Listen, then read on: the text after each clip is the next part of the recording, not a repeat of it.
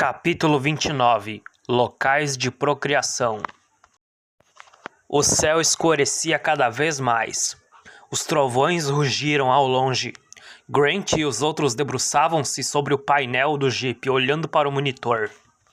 Locais de procriação? Wood disse pelo rádio. Ninhos, Grant esclareceu. Assumindo que a média de cada ninhada está entre 8 e 12 ovos incubados. Estes dados mostram que os Procompsognathus possuem 2 ninhos, os Velociraptors 2, os Otniellias 1 ninho, e os Hypsilophodontes e os Maiasauros 1 ninho cada. E onde fizeram os ninhos? Precisaremos localizá-los, Grant respondeu. Os dinossauros escolhem lugares ermos para seus ninhos. Por que há tão poucos animais grandes? Wu argumentou. Se um ninho de Maiasauro tem entre 8 e 12 ovos, deveríamos encontrar de 8 a 12 Maiasauros. E não apenas um. Isso mesmo, Grant concordou. Entretanto, os Velociraptors e os Procompsognathus soltos no parque provavelmente se alimentam dos ovos dos animais maiores, além de atacar os filhotes também. Mas nunca vimos nada disso, Arnold disse pelo rádio. Os raptores são animais noturnos, Grant lembrou. Alguém vigia o parque durante a noite? Seguiu-se um longo silêncio. Era o que eu pensava, Grant tornou a falar. Mesmo assim, não faz sentido, Wu retrucou. Não se pode sustentar 50 animais extra apenas com alguns ovos. Não, Grant confirmou. Presumo que estão comendo alguma outra coisa. Talvez pequenos roedores, ratos e camundongos? Outro silêncio constrangedor. Já vi tudo, Grant disse.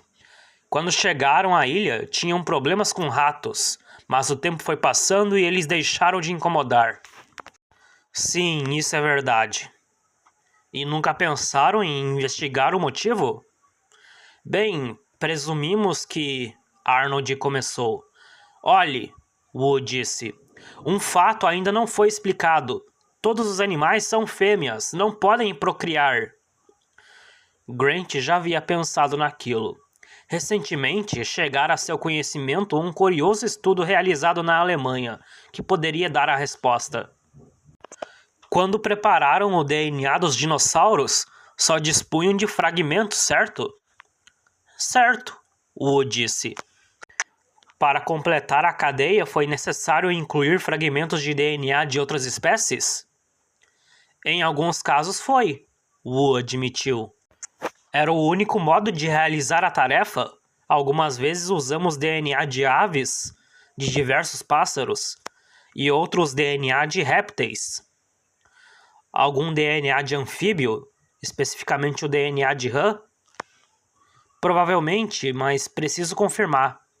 Confirme, Grant pediu. Acho que isso dará a resposta. Malcolm intrometeu-se. DNA de rã? Por que de rã? Olhem, tudo isso é muito interessante, Genaro disse, impaciente.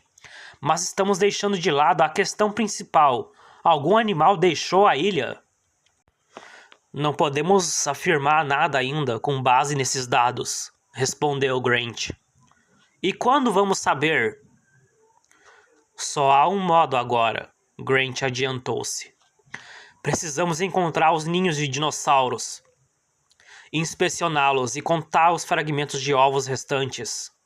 A partir daí, poderemos determinar quantos animais foram chocados e saber quantos faltam. Mesmo assim, não saberá se os animais perdidos foram devorados, morreram de causas naturais ou fugiram da ilha. Malcolm ponderou. Não, Grant concordou. Mas já é um começo. E creio que o estudo dos gráficos de população nos dará outras informações. E como encontraremos esses ninhos? Bem, Grant disse. Acho que o computador nos ajudará a fazer isso. Vamos voltar agora, Alexis pediu. Estou com fome. Sim, vamos embora. Grant sorriu para ela. Você tem sido muito boazinha. Vamos comer daqui a 20 minutos, Ed Regis garantiu, dirigindo-se ao ponto onde estacionaram os Land Cruisers. Eu vou ficar mais um pouco, Ellie decidiu, para tirar umas fotos dos estegossauros com a câmera do Dr. Harding. As vesículas na boca estarão curadas até amanhã. Quero voltar, Grant disse. Irei com as crianças. Eu também, Malcolm ajuntou. Acho que vou ficar, Gennaro também resolveu. Posso voltar de jipe com Harding e a Dra. Sattler. Como quiser, vamos logo. Eles começaram a caminhar para os veículos e então Malcolm indagou. Por que será que nosso advogado quis ficar? Grant deu de ombros. Talvez tenha alguma relação com a Dra. Sattler? Realmente? Gostou do short, hein? Não seria o primeiro, Grant comentou. Quando chegaram aos Land Cruisers, Timmy anunciou. Quero ir na frente agora, Dr. Grant. Infelizmente, Grant e eu precisamos conversar, Malcolm negou. Prometo que vou ficar quieto, só escutando, Timmy insistiu. A conversa é particular, Malcolm disse. Vou dar uma ideia, Timmy, Ed Regis interferiu. Vamos deixá-los sozinhos no carro de trás. Nós dois vamos no da frente. E você poderá usar os binóculos com visão noturna. Estes equipamentos possuem CCDs muito sensíveis e a gente consegue ver no escuro. Legal, o menino aceitou, dirigindo-se ao primeiro carro. Ei, Alexis gritou. Eu também quero um. Não, Timmy disse. Não é justo. Não é justo. Você fica com tudo, Timmy. Ed Regis olhou para as crianças que discutiam e comentou com Grant. Já dá para ter uma ideia de como vai ser o resto do passeio. Grant e Malcolm subiram no segundo carro. Os primeiros pingos de chuva bateram no para-brisa. Melhor ir andando, Regis disse. Está quase na hora do jantar e adoraria tomar um daiquiri de banana. O que acham? Um daiquiri não é uma ótima ideia?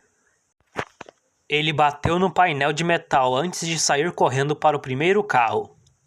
Vejo vocês no alojamento. Uma luz vermelha no painel piscou, com um ronronar elétrico. Os Land Cruisers deram a partida. Malcolm parecia estranhamente controlado na volta sob o crepúsculo. Você deveria sentir-se vitorioso, Grant observou. Provou a sua teoria? Para ser sincero, sinto um certo medo. Suspeito de que chegamos a um ponto extremamente perigoso. Por quê? Intuição. Os matemáticos acreditam na intuição? Firmemente. A intuição tem grande importância, na verdade. Eu pensava nos fractais, Malcolm disse. Conhece os fractais? Grant fez que não com a cabeça. Não conheço. Os fractais são uma espécie de geometria associada a um sujeito chamado Mandelbrot. Ao contrário da geometria euclidiana comum, que todo mundo aprende na escola, sabe, quadrados, cubos e esferas, a geometria fractal aparentemente descreve objetos reais, do mundo natural. As montanhas e as nuvens são formas fractais. Sendo assim, os fractais estão provavelmente relacionados com a realidade, de algum modo. Bem, Mandelbrot descobriu uma coisa notável com a sua geometria. Ele descobriu que as coisas parecem quase idênticas em diferentes escalas. Em diferentes escalas? Grant repetiu. Por exemplo, Malcolm prosseguiu, uma grande montanha, vista de longe, tem um perfil recortado, de montanha. Se chegar mais perto e observar um pequeno pico no alto da montanha, ele conservará o mesmo perfil. Na verdade, pode-se descer toda a escala, até um pequeno fragmento de rocha, visto no microscópio. Ele terá o mesmo perfil fractal básico da montanha. Eu não entendo por que isso o incomoda tanto, Grant falou, bocejando. Ele sentia o odor sulfúrico das emanações vulcânicas.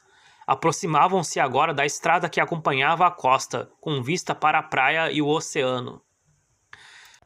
Trata-se de um modo de olhar para as coisas, Malcolm argumentou. Mandelbrot descobriu a identidade entre o pequeno e o grande. Esta mesma identidade de escalas também vale para eventos. Eventos? Pense nos preços de algodão, Malcolm disse. Temos registros precisos dos preços do algodão feitos há mais de 100 anos. Se estudarmos as flutuações nas cotações deste produto, veremos que o gráfico da flutuação dos preços no decorrer de um dia se parece bastante com o gráfico de uma semana, que por sua vez se parece com o gráfico de um ano, ou de 10 anos. As coisas são assim. Um dia equivale a uma vida inteira. Começa a fazer algo, acaba fazendo outra coisa, planeja ir a algum lugar, mas nunca chega lá.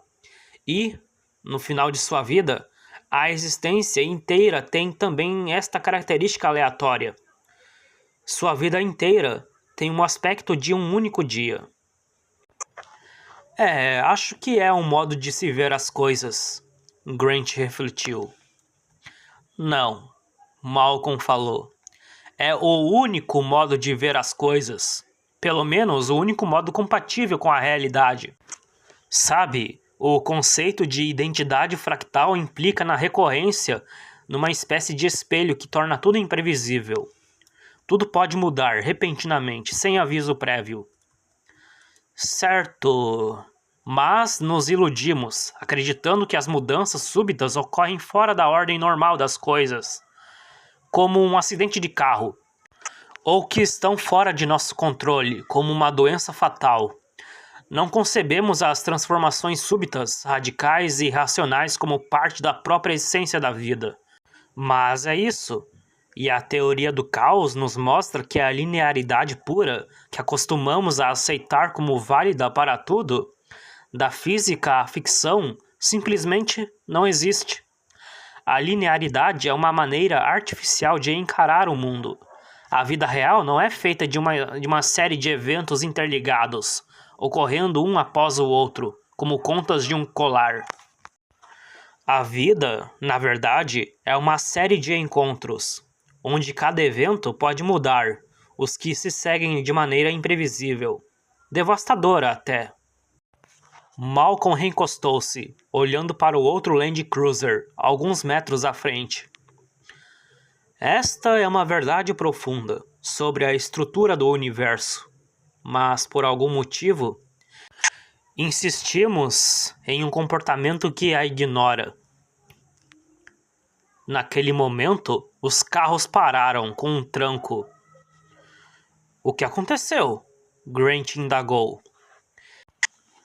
Eles viram as crianças no carro da frente, apontando para o oceano.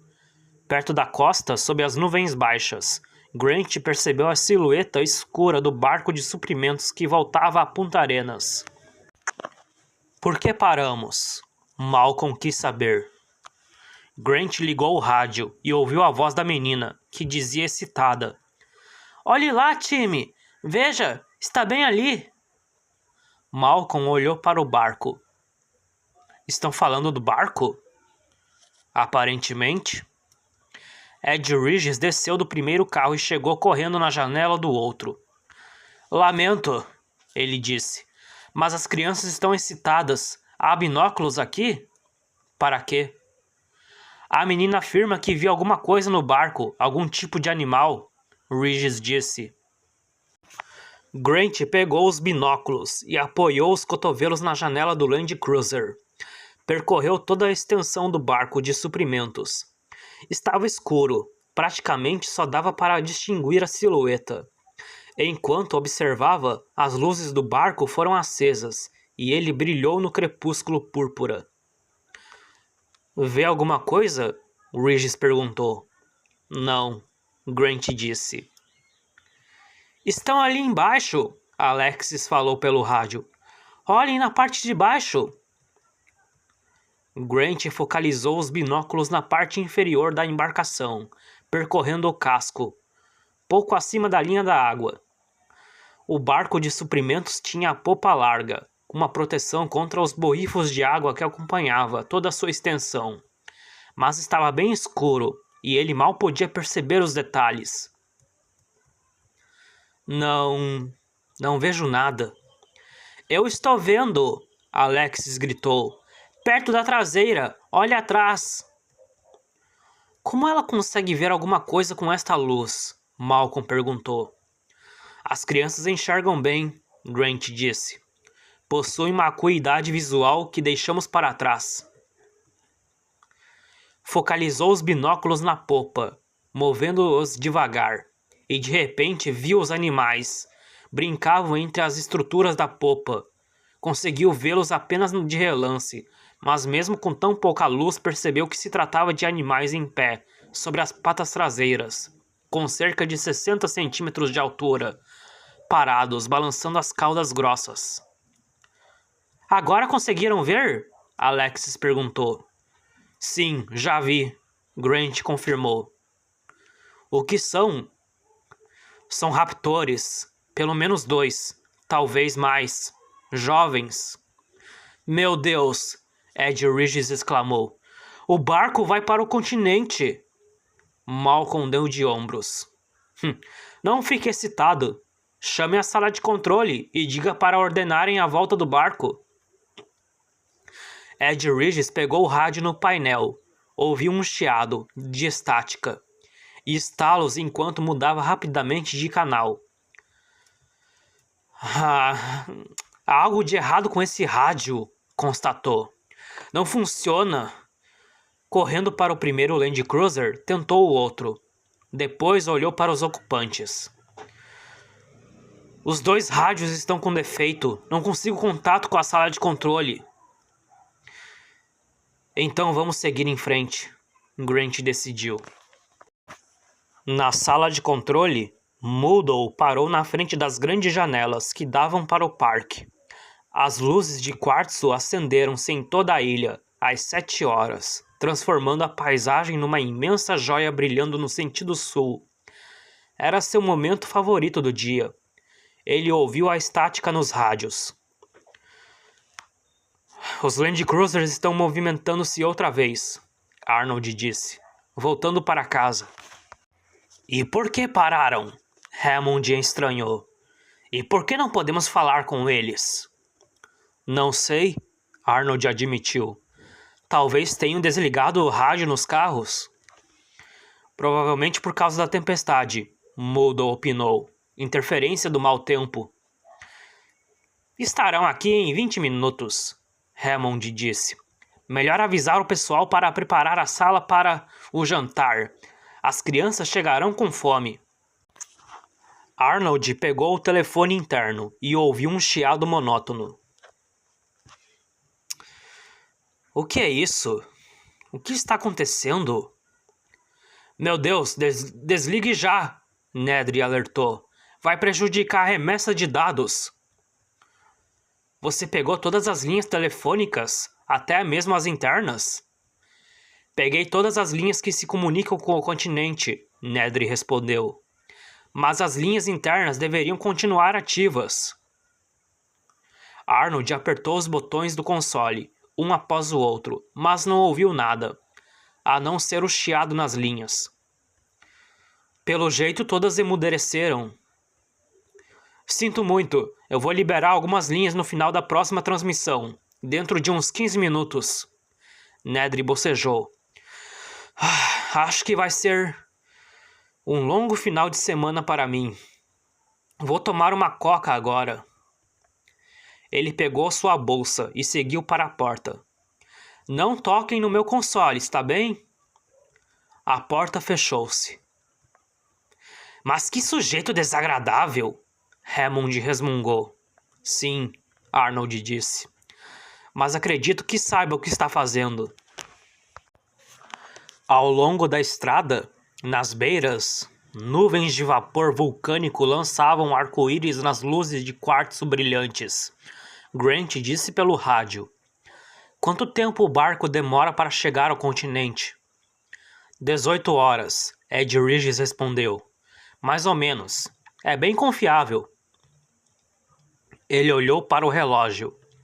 Deve chegar às 11 da manhã. Grant franziu a testa. Ainda não temos contato com a sala de controle? Ainda não. E quanto ao Hardin? Consegue falar com ele? Não, já tentei. Deve ter desligado o rádio. Malcolm balançava a cabeça. Então, somos os únicos a saber que há animais a bordo do barco. Estou tentando localizar alguém, Ed Regis disse. Meu Deus, não podemos deixar que os animais cheguem ao continente. Quanto tempo demora até voltarmos ao alojamento? Mais ou menos uns 16 minutos, Ed Regis disse. A estrada era toda iluminada à noite, por lâmpadas potentes. Grant sentia como se estivessem atravessando um enorme túnel de folhas verdes. Os pingos de chuva batiam com força no para-brisa. Grant notou que o Land Cruiser diminuiu a marcha e depois parou. E agora? O que foi? Não quero parar, Alexis protestou. Por que paramos? E depois, de repente, as luzes todas se apagaram. A estrada mergulhou nas trevas. A menina protestou de novo. Ei! Provavelmente uma queda na força ou algo assim, Ed Regis deduziu. Tenho certeza de que as luzes voltarão em 1 minuto. Mas que diacho! Arnold exclamou, olhando para os monitores. O que aconteceu? Mulder perguntou. Caiu a força? Sim, mas apenas a força do perímetro. Aqui no prédio está tudo em ordem, mas lá fora no parque a eletricidade falhou. As luzes, as câmeras de televisão, tudo desligado. Os monitores de vídeo escureceram. E quanto aos Land Cruisers? Pararam em algum lugar, perto do cercado do Tiranossauro. Bem, Mulder disse, chame a manutenção e mande consertar isso. Arnold ergueu o fone e só ouviu um chiado. Os computadores de Nedry conversando entre si. Estamos sem telefone. Nedry, desgraçado, aonde ele se meteu? Dennis Nedry empurrou a porta que indicava fertilização. Com a energia do perímetro desligada, todas as fechaduras de segurança haviam sido desativadas. Qualquer porta do prédio podia ser aberta com um toque.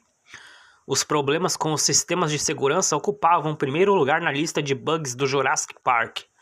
Nedry ficou pensando se alguém já imaginara que não se tratava de bugs. Ele programara tudo, até a clássica passagem secreta. Poucos programadores de grandes sistemas de computador resistiam à tentação de deixar uma entrada secreta para uso próprio, em parte por bom senso. Se usuários incompetentes travassem o sistema e o chamassem para resolver isso, sempre haveria um modo de entrar e resolver o problema. E em parte era uma espécie de assinatura, como uma pichação no muro. E em parte um seguro para o futuro. Nedry estava furioso com o projeto do Jurassic Park. No final, a InGen solicitara mudanças radicais no sistema e não parecia disposta a pagar por elas, argumentando que estava tudo previsto no contrato original. Houvera ameaça de processo. Escreveram cartas a outros clientes de Nedry, insinuando que ele não merecia confiança. E no final, Nedry tinha sido obrigado a engolir o serviço extra no Jurassic Park e realizar as mudanças pedidas por Hammond. Mais tarde, quando abordado por Lewis Dodson, da Biosyn, Nedry se interessara pela proposta e pudera garantir que passaria com facilidade pela segurança do Jurassic Park. Entraria em qualquer sala, qualquer sistema, em qualquer ponto do parque, porque programara os computadores para tanto, por via das dúvidas. Ele entrou na sala de fertilização. O laboratório se achava vazio. Como previra, todos jantavam. Nedry abriu a sua bolsa e removeu a lata de espuma de barbear Gillette. Desenroscou a base e viu que o inferior se dividia em uma série de buracos cilíndricos. Ele apanhou um par de luvas e entrou na câmara frigorífica, marcada com o aviso: produtos biológicos sensíveis, manter temperatura mínima de 10 graus Celsius. A câmara era do tamanho de uma saleta, lotada de prateleiras que iam até o teto. A maioria continha reagentes e líquidos em sacos plásticos. Na lateral havia uma caixa fria com nitrogênio e uma pesada tampa cerâmica. Ele abriu e viu uma série de pequenos tubos numa nuvem de vapor de nitrogênio líquido. Os embriões estavam dispostos por espécie: estegossauro, apatossauro, hadrossauro, tiranossauro. Cada um dos embriões guardados nos tubos de vidro fora embrulhado em uma folha de alumínio e lacrado com plástico. Nedry rapidamente pegou 2 de cada, colocando-os dentro do tubo de creme de barbear. Depois enroscou a base da lata e girou a tampa. Ouviu o sibilar do gás sendo liberado lá dentro e a lata congelou na sua mão. Dodson avisara que havia gás congelante para conservar os embriões por 36 horas. Tempo mais do que suficiente para voltar a San José. Nedry saiu do freezer, dirigindo-se ao laboratório principal. Guardou a lata na sacola e fechou o zíper. Afastando-se pelo corredor, pensou que o roubo não demorara mais do que 2 minutos. Imaginou a consternação na sala de controle, quando as pessoas percebessem o que havia ocorrido. Todos os códigos de segurança com defeito, todas as linhas telefônicas mudas. Sem sua ajuda, levariam horas para desfazer a confusão. Mas em poucos minutos, Nedry voltaria, recolocando tudo nos seus devidos lugares, e ninguém suspeitaria do que havia feito. Com um sorriso maldoso, Dennis Nedry atravessou o térreo, cumprimentando o guarda, e seguiu para o porão. Passando pelas filas ordenadas de Land Cruisers, aproximou-se do jipe a gasolina estacionado perto da parede. Subiu, notando um cilindro estranho, cinzento, no banco do passageiro. Parecia um lançador de foguetes, pensou, enquanto ligava o motor e saía com o veículo. Nedry olhou para o relógio. Dali ao parque e em 3 minutos atingiria a doca leste. Em mais 3 minutos estaria de volta à sala de controle. Moleza. Droga! Exclamou Arnold, trabalhando no teclado. Está tudo uma bagunça. Moodle estava parado na janela, observando o parque. Não havia luzes na ilha, exceto em torno do prédio principal. Ele viu alguns funcionários correndo para se abrigarem da chuva, mas ninguém parecia notar que havia algo de errado. Moodle olhou para o alojamento dos visitantes, onde as luzes brilhavam. Puxa vida, Arnold disse. Temos problemas sérios. O que foi? Moodle indagou. Ele se afastou da janela e não viu quando o jipe saiu da garagem e seguiu para leste, pela estrada de manutenção do parque. O idiota do Nedry desligou os sistemas de segurança, Arnold respondeu. O prédio inteiro está vulnerável, nenhuma das portas trancadas. Vou avisar os guardas, Moodle disse. Isso nem é o pior, Arnold observou.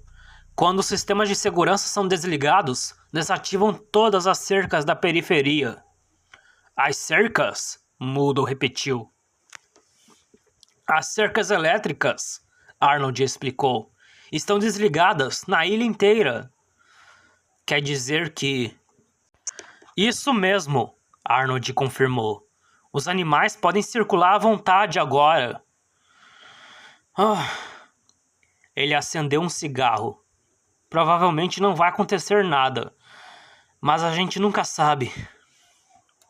Moodle dirigiu-se para a porta. Acho melhor eu ir pegar o Jeep e ir buscar o pessoal nos Land Cruisers por via das dúvidas. Ele desceu correndo para a garagem. Não se preocupava com o fato das cercas eletrificadas terem sido desligadas. A maioria dos dinossauros já passaram 9 meses ou mais em seus locais de confinamento, tocando mais de uma vez nas cercas, com resultados óbvios. Mulder conhecia a rapidez com que os animais aprendiam a evitar choques elétricos. Uma pomba poderia aprender isso em um laboratório com apenas 3 estímulos. Era improvável que os dinossauros se aproximassem das cercas. Mulder preocupava-se com o que as pessoas nos carros pudessem fazer. Não queria que se afastassem dos Land Cruisers, porque os carros voltariam a se movimentar quando a energia retornasse, com gente dentro ou não. Poderiam ser deixados para trás. Claro, naquela chuva ninguém sairia do carro. Chegou à garagem e correu para o Jeep. Foi uma sorte ter se antecipado e posto o lançador de foguetes ali.